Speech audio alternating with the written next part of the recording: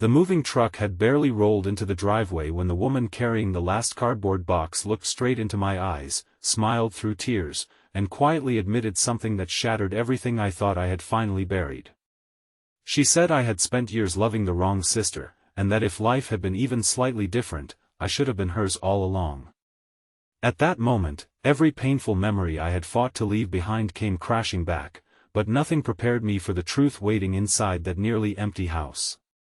Before we continue this emotional journey, if you believe kindness, forgiveness, hope, and second chances still matter in today's world, please take a moment to like this video, leave a comment, share it with someone you care about, and subscribe to our channel.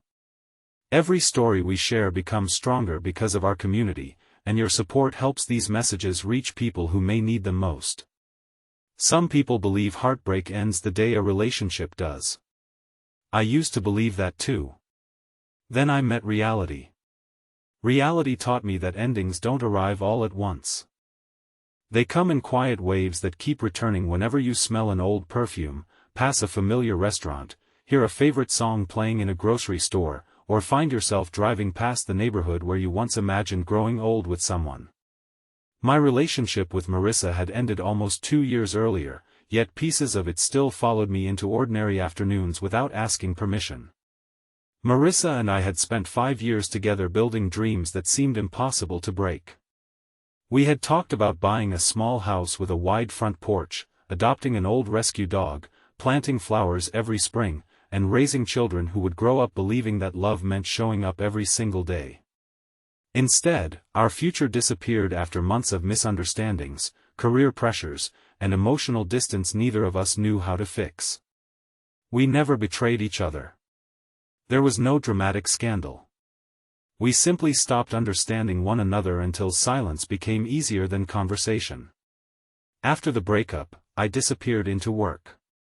I accepted extra projects, skipped vacations, and convinced myself that staying busy was the same as healing. My friends called less often because I always claimed I was occupied. My parents worried, but I assured them everything was fine.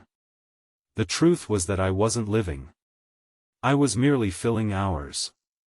One bright Saturday morning, my phone buzzed with a message from someone I hadn't expected to hear from again. It wasn't Marissa. It was her younger sister, Laurel. She explained that their mother had recently moved into an assisted living community after suffering a minor stroke. Laurel had accepted a teaching position in another city and needed help moving because the hired movers had canceled at the last minute. She apologized repeatedly for asking and admitted she understood if I refused. I stared at the message for several minutes. Laurel had always been kind to me. During the years I dated Marissa, she never involved herself in our disagreements. She celebrated our happy moments without jealousy and quietly disappeared whenever we needed privacy. She had become family without ever trying to replace anyone. Against every instinct telling me to protect my healing heart, I answered yes. The following afternoon was warm and sunny. Blue skies stretched endlessly overhead as I parked outside Laurel's small townhouse.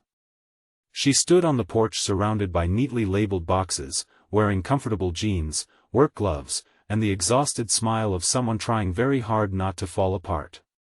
She thanked me more times than I could count before we even lifted the first box. Moving always reveals more than people intend. You learn what they keep, what they throw away, and what memories they cannot bear to leave behind. Laurel owned very little furniture but carefully protected old family photo albums, handmade quilts stitched by her grandmother, and worn children's books she planned to use in her future classroom. As we worked through the afternoon, we spoke about ordinary things. My job. Her students. Her mother's improving health. The changing seasons. Neither of us mentioned Marissa. Until we reached the final bedroom. Inside one closet rested an old storage container covered in dust. Laurel hesitated before opening it. Inside were photographs from birthdays, holidays, graduation parties, and family barbecues stretching back nearly a decade. Hundreds of smiling faces captured moments that no longer existed. One picture slipped onto the floor. It showed Marissa holding my hand while Laurel stood beside us laughing at something outside the camera's view. I instinctively bent to pick it up. For several seconds, neither of us spoke. Then Laurel quietly admitted something I hadn't expected. She confessed that she almost hadn't asked for my help because she feared reopening old wounds. But she also said she couldn't imagine trusting anyone else with the memories packed inside that house. Those words settled somewhere deep inside me. As the afternoon continued, more unexpected truths surfaced naturally. Laurel revealed that after my breakup with Marissa, she had often wanted to reach out simply to ask whether I was alright, but she worried it would seem inappropriate. Family loyalty kept her silent even when she believed both of us were suffering alone. I admitted that I had blamed myself entirely for the relationship ending. She slowly shook her head. She explained that relationships rarely collapse because only one person fails. They unravel when two good people slowly lose the ability to understand each other's pain. Those words stayed with me longer than she probably realized. Hours later, while loading the final bookshelf into the truck, we discovered a sealed envelope wedged behind the lowest shelf. Laurel recognized the handwriting immediately. It belonged to her mother. Neither of us opened it immediately. Instead, we finished loading everything before sitting together on the front steps beneath the warm afternoon sun. The letter had been written months earlier, shortly after her mother's health began declining. It wasn't addressed to either of us specifically. It was written for whoever found it. Inside, her mother reflected on how easily pride destroys relationships that love could have repaired.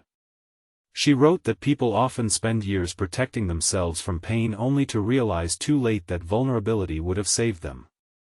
She encouraged her daughters never to confuse stubbornness with strength and reminded them that forgiveness is sometimes the greatest gift people can give themselves. When Laurel finished reading, tears quietly rolled down her face. Mine followed soon after. Neither of us spoke because the letter had somehow said everything both of us needed to hear. After unloading the truck at her new home later that afternoon, we shared sandwiches sitting on unopened moving boxes surrounded by sunlight pouring through large windows. The conversation naturally drifted toward the past. Laurel finally admitted something that completely changed how I remembered those years. She confessed she had watched our relationship from the outside and often wished someone could have convinced both of us to stop trying so hard to be right and start trying harder to understand each other. She believed we had loved sincerely. We simply stopped listening. Then she revealed another truth. Months after my breakup with Marissa, her sister had privately admitted regretting many of her decisions but believed too much time had passed. Pride convinced her I deserved someone happier. Fear convinced her I would never forgive her. Learning that truth hurt more than I expected because it meant two lonely people had spent years assuming the other no longer cared. Life can be unimaginably cruel that way. Weeks passed after the move. To my surprise, Laurel occasionally sent simple updates about her classroom or pictures of flowers finally blooming outside her new apartment. I responded with photos from hiking trails or recipes that had accidentally turned out better than expected. Nothing inappropriate. Nothing hidden. Just two people rebuilding ordinary friendship from shared history.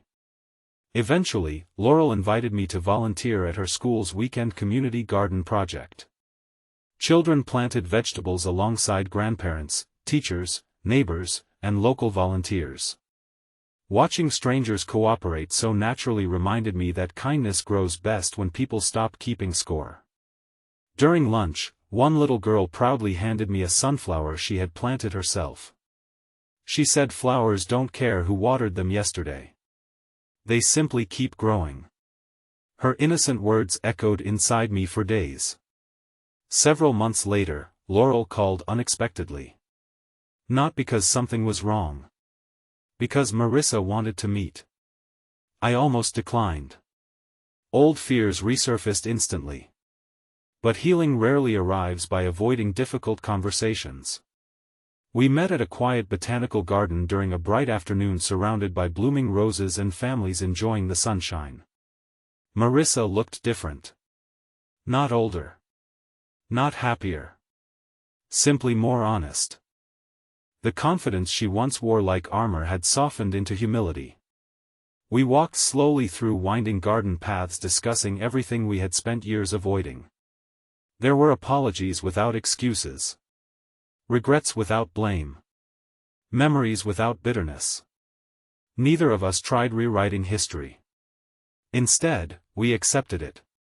She admitted she had believed ending our relationship would somehow protect both of us from constant disappointment. Instead, she carried that disappointment alone every day afterward. I admitted that burying myself in work had never healed anything. It had only delayed grief. When we finally hugged goodbye, something remarkable happened. The pain disappeared. Not because love returned. Because resentment finally left.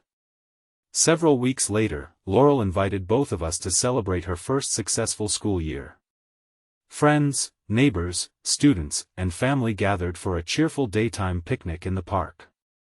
Watching Marissa laugh with her mother while children chased bubbles across the grass felt strangely peaceful.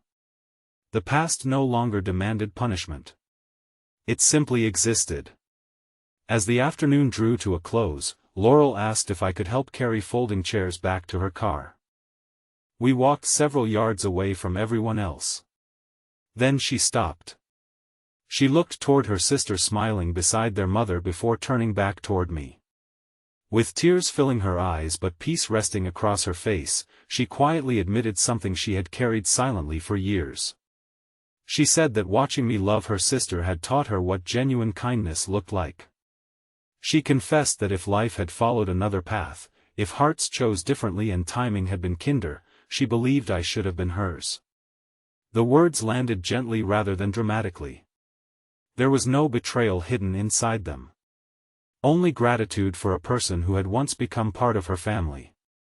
She immediately smiled through her tears and explained she wasn't asking for anything. She wasn't trying to rewrite anyone's story. She simply didn't want to spend the rest of her life wondering what honesty might have felt like. I stood quietly, deeply moved by the courage it must have taken to finally release those feelings. Then I thanked her. Not because of what she wished had happened, but because she had reminded me that the way we treat people leaves marks far beyond relationships we can see. Kindness echoes. Respect echoes. Love echoes. Sometimes years later. Sometimes through completely unexpected people. Before this story reaches its conclusion, we'd love to hear from you. Have you ever realized that forgiveness set you free more than holding on to pain ever could? Please leave a meaningful comment and share the lesson this journey reminded you of. Your words may encourage someone else who is carrying a heavy heart today. Life continued moving forward exactly as it always does. Laurel became one of the most beloved teachers in her district. Her mother regained enough strength to spend afternoons gardening again.